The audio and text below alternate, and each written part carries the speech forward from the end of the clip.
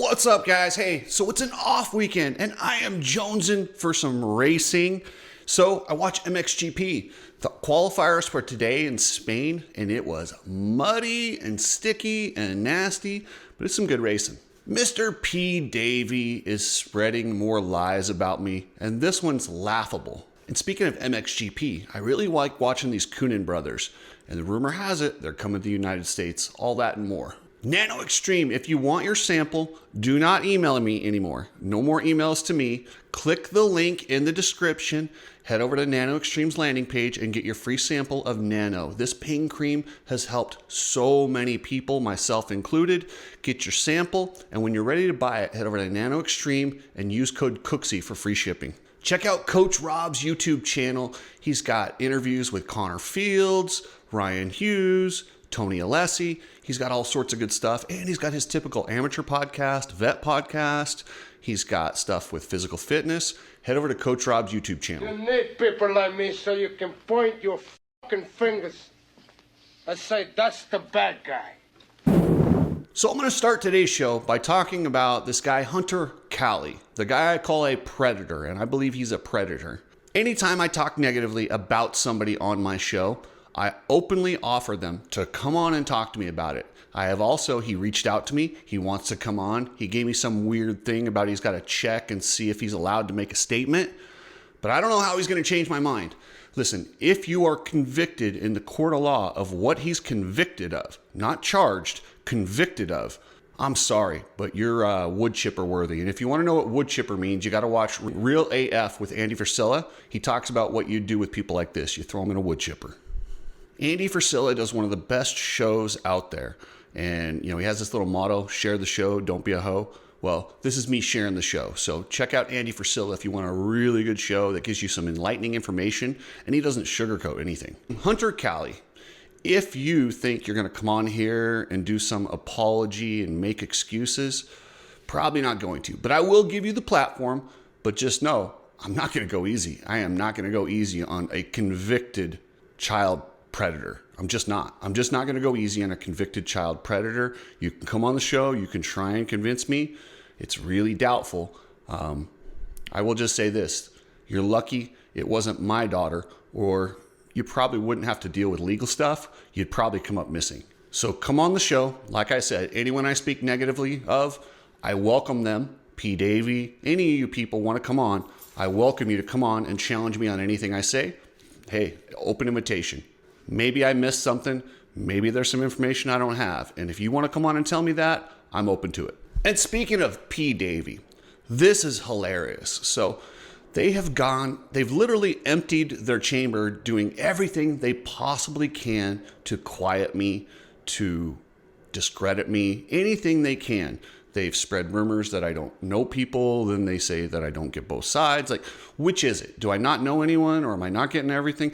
Like, they just continually spew propaganda to try and discredit me because I'm out there telling the truth about what they're doing and how their business works.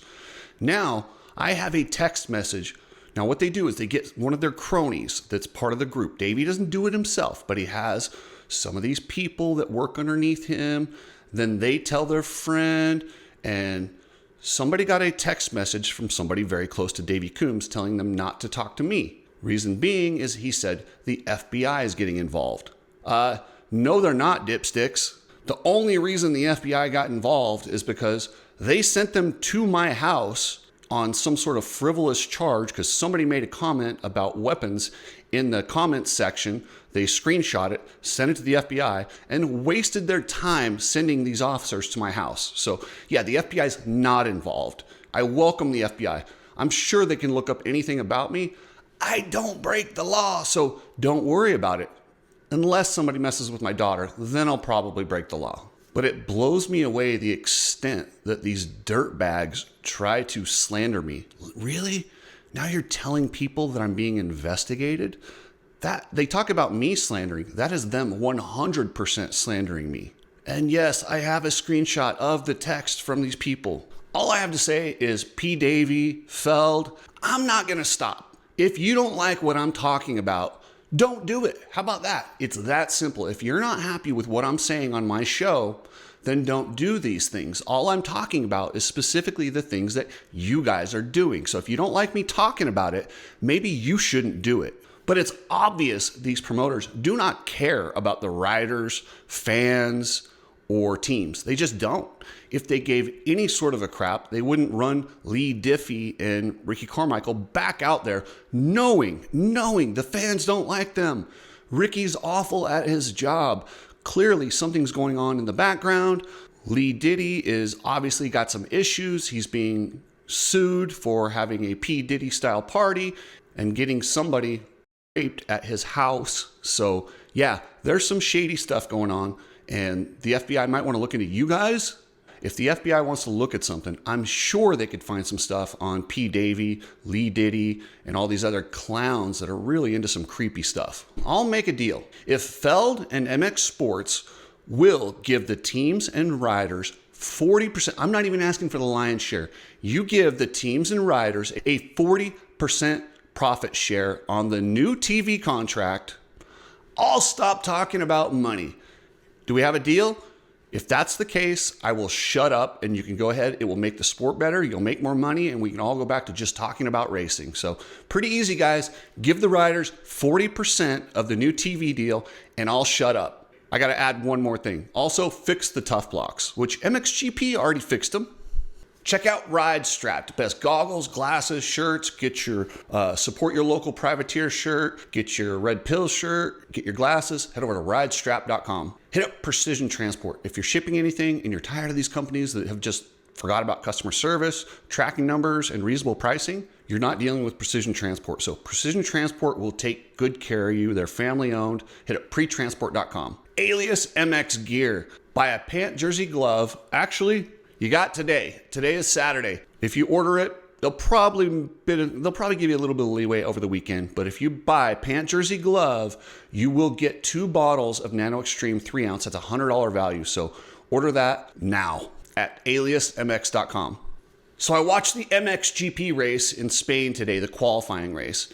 And I actually really like this qualifying race. At first I was like, wait, they're doing a 20-minute moto for gate pick? I haven't paid really close attention to MXGP in a long time. I am kind of rededicating myself to watching it because there's some really good riders over there. The Coenen brothers, Kai de Wolf, Tim No Visor Geyser, Roman Fevra, Renault. There's some serious talent in the GPs. Man, this track today was nasty. It was muddy, but then it dried up just enough to get that really super sticky clay mud. So you could hit the jumps, but man, when you cased it or went offline, it grabbed your wheels. It was gnarly.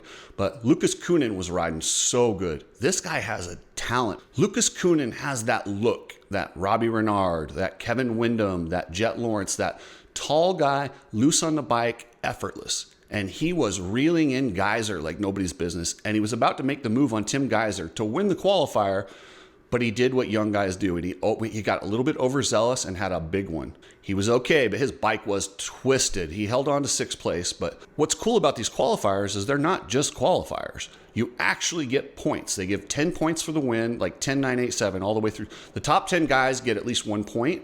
It starts with 10 and goes down. So they matter, but they also aren't quite as important. So it's a great way to really kind of give them some incentive. And it's a great way to really earn extra points in the championship. You go out there the day before and you can really make some points. 10 points to win these things. If you get second, you get 9. In the end of these championships, when it comes down to 1 or 2 points, it might come down to what effort you put in one of these qualifiers. And I'm excited because the Coenen brothers, they are signed to come over here to the United States in 2026. Will it happen? I don't know, but their contract is to come over to the United States in 2026. It's with KTM, so I don't know. That kind of leaves everything a little bit unstable because that company's a bit unstable right now. But they are coming to the United States, make no bones about it. These 2 kids are good. Lucas in particular, they're twins, they're fraternal twins, and Lucas is quite a bit taller than Sasha, but Sasha's pretty damn good too. He was 2nd in his qualifier today, but he's a lot shorter. You can tell his style is considerably different than Lucas. When I watch Lucas, I'm like, damn. When I watch Sasha, I'm like, he's pretty good. The question is, can they ride Supercross? Because if you come over to the United States and you can't ride Supercross, you're in a long list of GP riders that came over, failed, and had to go home. Supercross is so much more prestigious and important in the United States. So if you can't do Supercross, you might want to stay in Europe. But I'll tell you what, watching MXGP, I am blown away. The Luongo family, they make P Davyy and Feld look like the most generous promoters in the world. They pay nothing to these guys. Nothing. I mean, it is brutal. I have no idea why anyone would ever start a GP team or why the factories would continue to just pay these riders gigantic sums to go race a series that gives nothing back to them. Zero, nothing back to them. I understand it's promotion, but I'm like, come on, man. Talk about giving away free money. It's kind of silly. I don't get it, and I don't understand.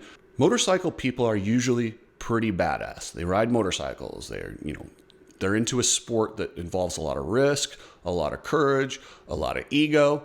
It blows me away that some of these executives, team managers, and people outside of the sport are such cowards, and they just bow down and kiss the ring to Luongo, P Davyy, and these other promoters. It's just disheartening. I wish they had some balls. With all that said, I am going to watch the MXGP, and Kai de Wolf, this dude's fast, but he is big on that 250. I think he's going to win, but Sasha Coenen looks pretty good. And then that dude on the Yamaha, I forgot his name. I'll put the picture up of him here, but I'm still learning all these MXGP guys. But that dude on the Yamaha smoked them in the qualifier today. My question is, can he do that when the track's in good shape? Because I think it's going to hold up, and they're going to have a dry race tomorrow. So we'll have to see what that Yamaha dude can do in dry conditions. Anyway, thank you, members. I appreciate everything. All you guys are entered to win the Red Bull helmet. That's that Nano Extreme saved when I lost the other sponsor. So Nano Extreme made sure the Red Bull helmet will be given away at the end of March. Just a random member. I'm going to pick you, and you will win the helmet.